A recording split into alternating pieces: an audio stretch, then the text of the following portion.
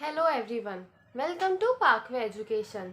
आज हम ये बात करने वाले हैं कि हम कैसे हमारी स्टडीज़ को इंटरेस्टिंग बना सकते हैं।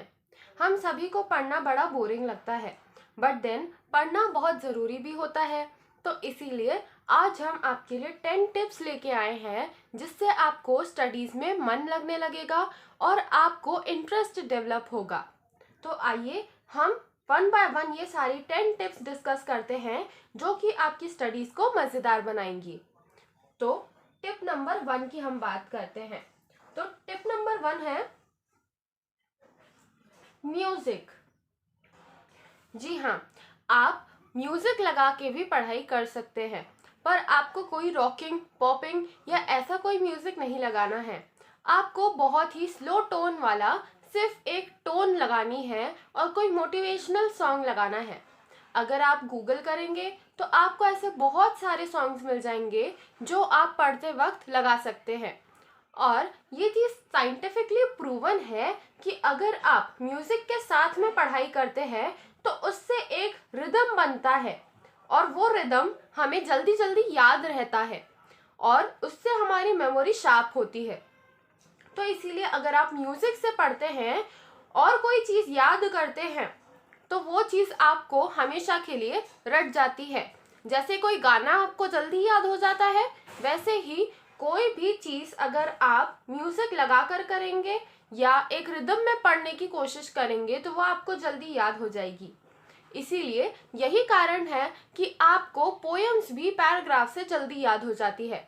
क्यों? क्योंकि उसमें एक रिदम होती है, वो राइमिंग वर्ड्स से मिलके बनी होती है। जितनी ज़्यादा पोएम राइम करती है वो इतनी ज़्यादा हमें ईजी लगती है।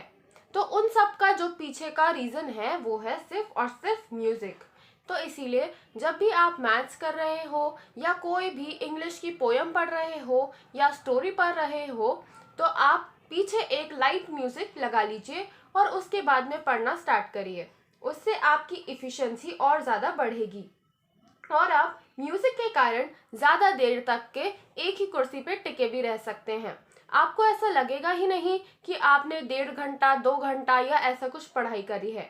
आप बहुत ज़्यादा टाइम के लिए, ज़्यादा स्पैन के लिए बैठ सकते हैं एक ही चेयर पर अगर आप म्यूजिक के साथ में बैठे तो। अब देन आते हैं हम टिप नंबर 2 पे। तो टिप नंबर 2 क्या है कि मैं आपको सजेस्ट करूंगी कि आप अपने सब्जेक्ट्स में वैरायटी रखिए। ऐसा नहीं होना चाहिए कि आप एक ही सब्जेक्ट लगातार दिन और रात पढ़े जा रहे हैं। ऐसा करने से आप बहुत जल्दी बोर भी हो जाएंगे और आप डीमोटिवेटेड भी हो जाएंगे। हम सबको एक ना एक कोई ऐसा सब्जेक्ट होता है जो सबसे ज़्यादा टफ लगता है। कुछ कुछ बच्चों को मैथ्स से बड़ा डर होता है, तो इसीलिए हम क्या सोचते हैं कि हम दिन रात मैथ्स करें ताकि हमारा मैथ्स इम्प्रूव हो। बट ऐसा करना बहुत ही ज़्यादा अच्छा नहीं होता है। अगर आप दिन रात मैथ्स करते रहेंगे और आप बाकी सब्जेक्ट्स पे ध्यान नहीं देंगे तो बाकी सब्जेक्ट्स भी आपके सिर्फ एक सब्जेक्ट के कारण बिगड़ने लगेंगे। और प्लस अगर आपको मैथ्स टफ लगता है और आप दिन रात वही कर रहे हैं तो आपको लगेगा कि अरे मुझे तो कुछ नहीं आता, इसीलिए आप डीमोटिवेटेड होते जाएंगे। इसीलिए कभी भी हमें सिर्फ एक सब्जेक्ट पे कंसंट्रेट नहीं करना है। अगर आप एक दिन में 4 घंटे पढ़ रहे हो तो आप 4 अलग अलग टॉपिक्स लेके पढ़ो या एटलीस्ट 2 अलग अलग टॉपिक्स पढ़ो एक दिन में।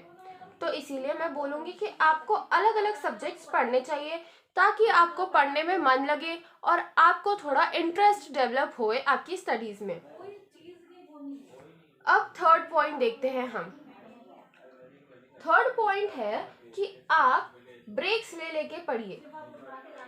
अब ये ब्रेक्स वैरी कर सकते हैं 10 मिनट से लेके 1 घंटे तक के।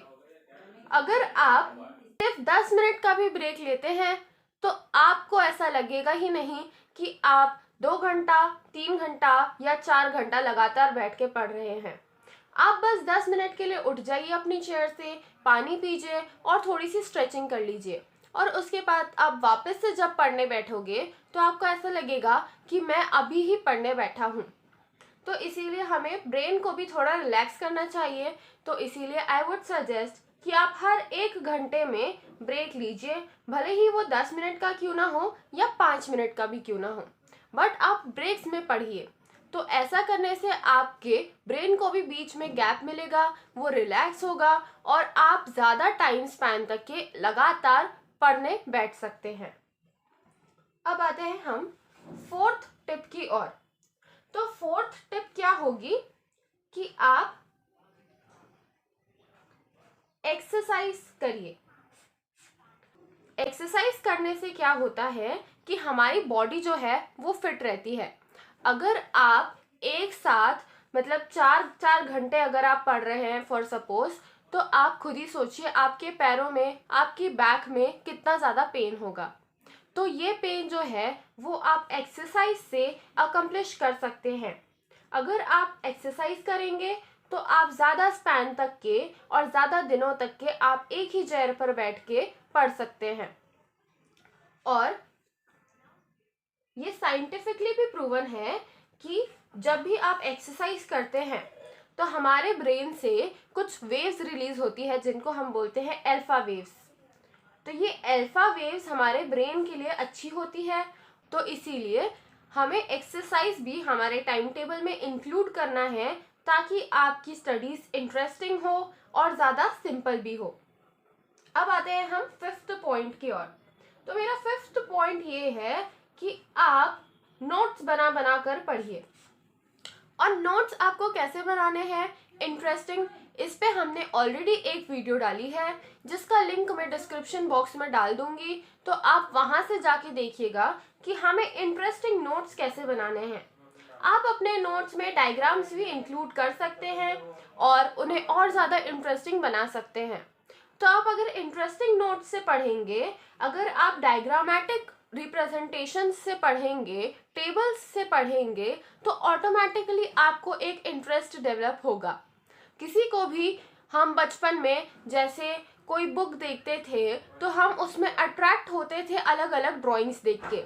हम ये देखते थे कि कौन सी ऐसी बुक है जिसमें सबसे ज़्यादा पिक्चर्स है और हम उसी को लेके बैठते थे।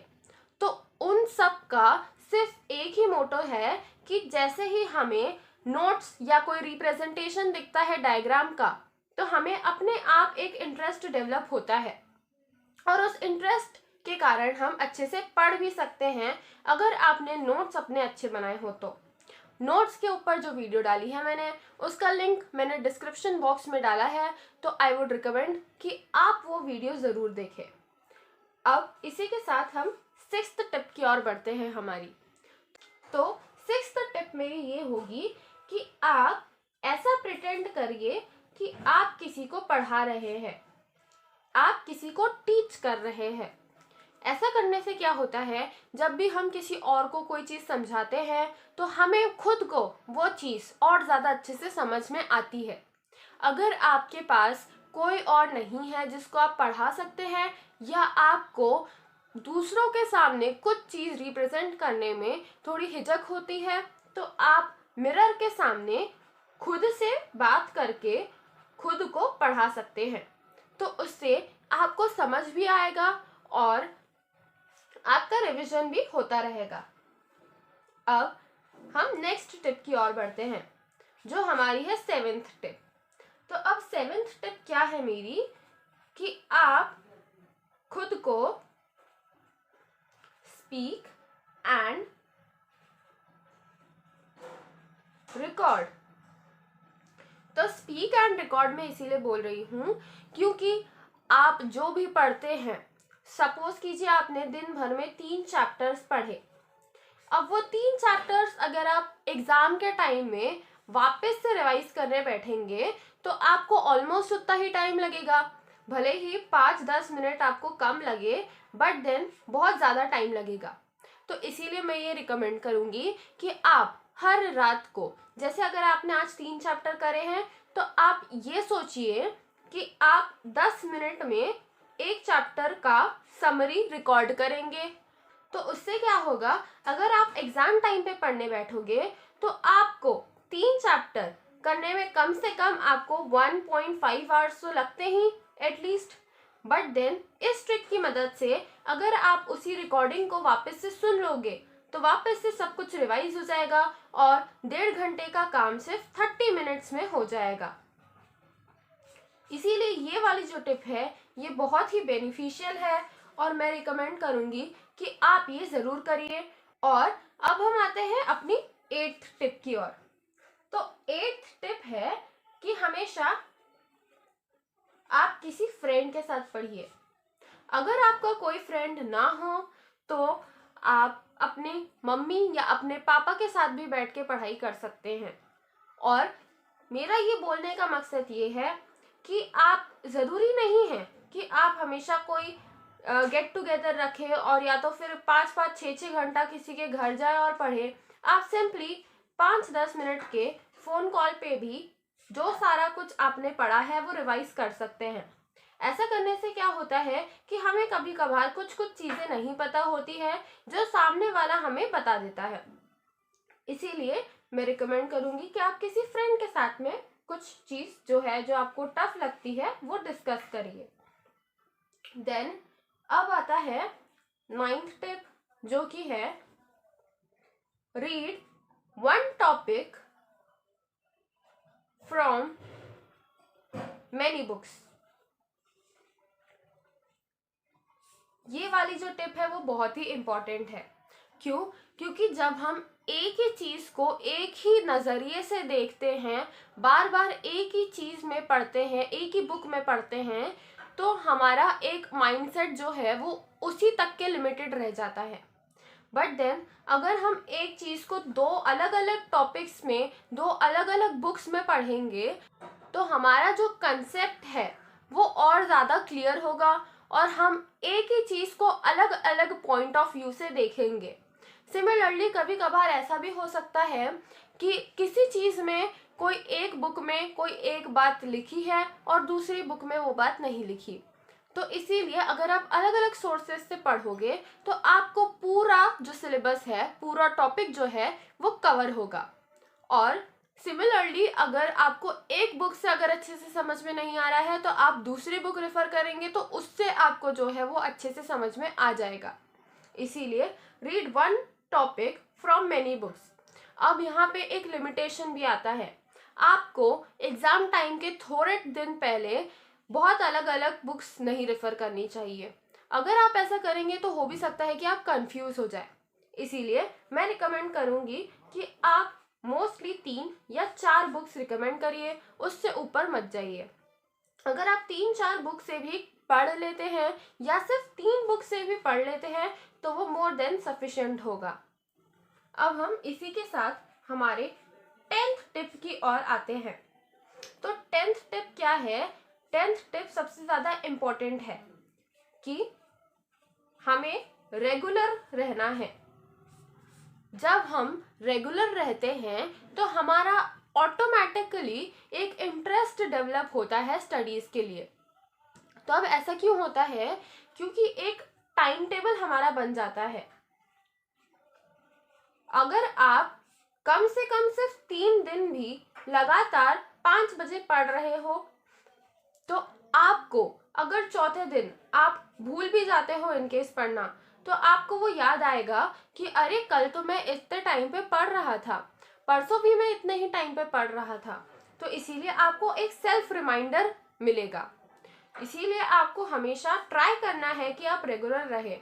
और अगर आप 3-4 दिन तक के रेगुलरली पढ़ लेते हैं तो आप 5th डे अपने आप ही पढ़ने बैठ जाओगे और ऐसा करने से एग्ज़ाम टाइम पे आपको ज़्यादा लोड भी नहीं आएगा। तो इसीलिए मैं बोलूँगी कि आप रेगुलरली पढ़ाई कीजिए और ये टिप्स फॉलो कीजिए जिससे आपके जो स्टडीज़ है वो इंटरेस्टिंग होए। Thank you very much for watching this video till the end. I hope आपको ये टिप्स थोड़ी हेल्प करेंगी आपकी स्टडीज़ इम्प्रूव करने में। और अगर आपको ये वीडियो पसंद आया हो तो इसे लाइक करना, शेयर करना और हमारे चैनल पार्कवे एजुकेशन को सब्सक्राइब भी ज़रूर करना। Thank you.